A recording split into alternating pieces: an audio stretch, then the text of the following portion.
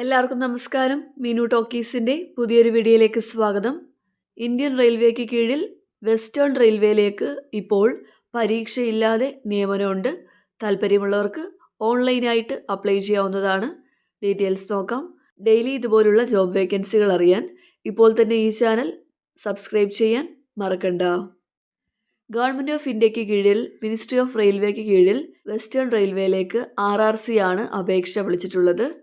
Apply ചെയ്യേണ്ട അവസാന തീയതി മാർച്ച് 23 അപ്രൻറ്റിസ് പോസ്റ്റുകളിലേക്കാണ് അപേക്ഷ വിളിച്ചിട്ടുള്ളത്. ആപ്ലിക്കൻസിന് വാലിഡായിട്ട് പേഴ്സണൽ ഇമെയിൽ ID ഉണ്ടായിരിക്കണം.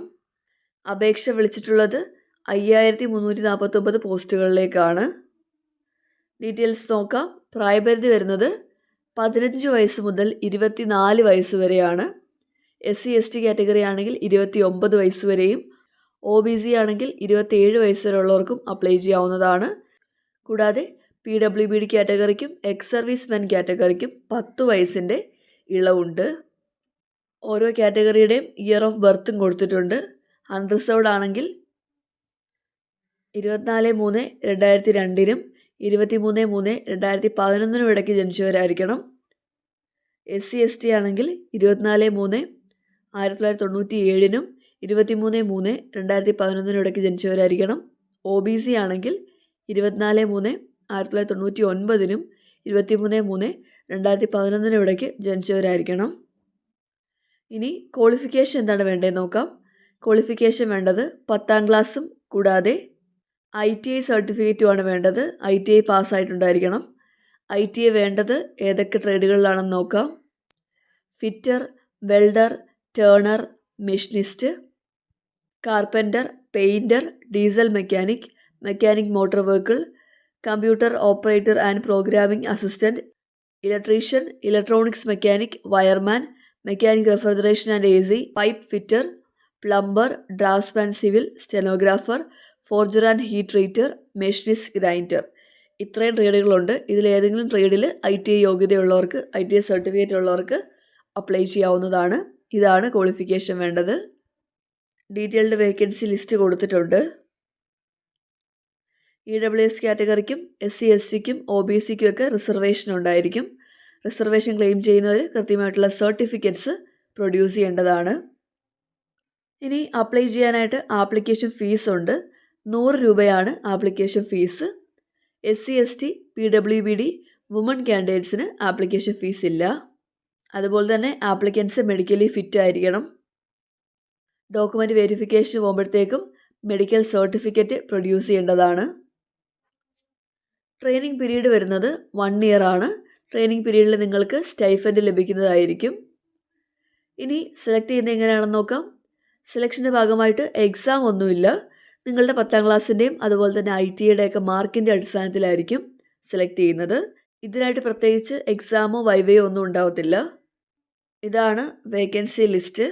ഓരോ ഡിപ്പാർട്ട്മെൻറ്റിലും എത്ര വേക്കൻസിയാണുള്ളതെന്ന് ഡീറ്റെയിൽ ആയിട്ട് തന്നെ കൊടുത്തിട്ടുണ്ട്. നമ്മൾ നേരത്തെ പറഞ്ഞ ട്രേഡുകൾ തന്നെയാണ് വരുന്നത്.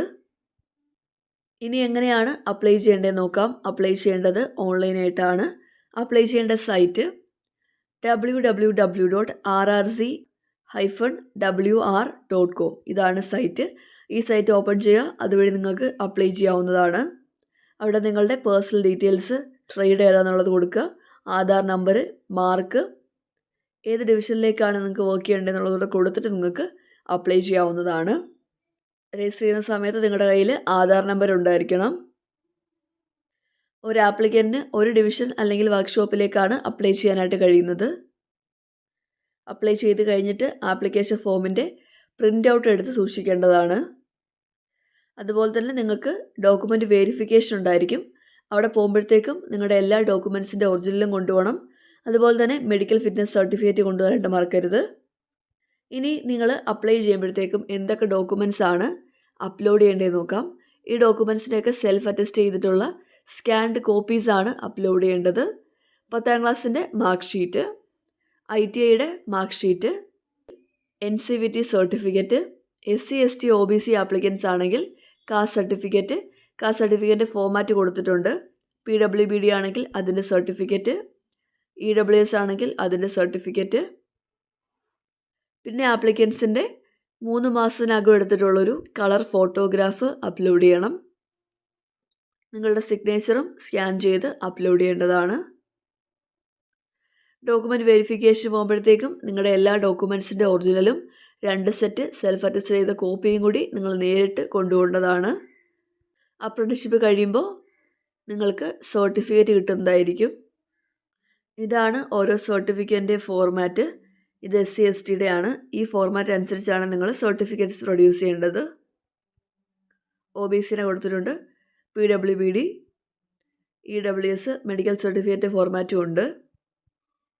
അപ്പോൾ ഇത്രയും കാര്യങ്ങളേ ഉള്ളൂ. വെസ്റ്റേൺ റെയിൽവേയിൽ ഇപ്പോൾ അപ്രന്റീസ്ഷിപ്പ് ചെയ്യാൻ താല്പര്യമുള്ളവർക്ക് അപ്ലൈ ചെയ്യാവുന്നതാണ്. എക്സാം ഒന്നുമില്ല. താല്പര്യമുള്ളവർ ഓൺലൈനായിട്ട് അപ്ലൈ ചെയ്യുക. ഡെയിലി ഇതുപോലുള്ള ജോബ് വേക്കൻസികൾ അറിയാൻ ഇപ്പോൾ തന്നെ ഈ ചാനൽ സബ്സ്ക്രൈബ് ചെയ്യുക. മറ്റൊരു വീഡിയോയുമായി കാണുന്നവരെ നന്ദി.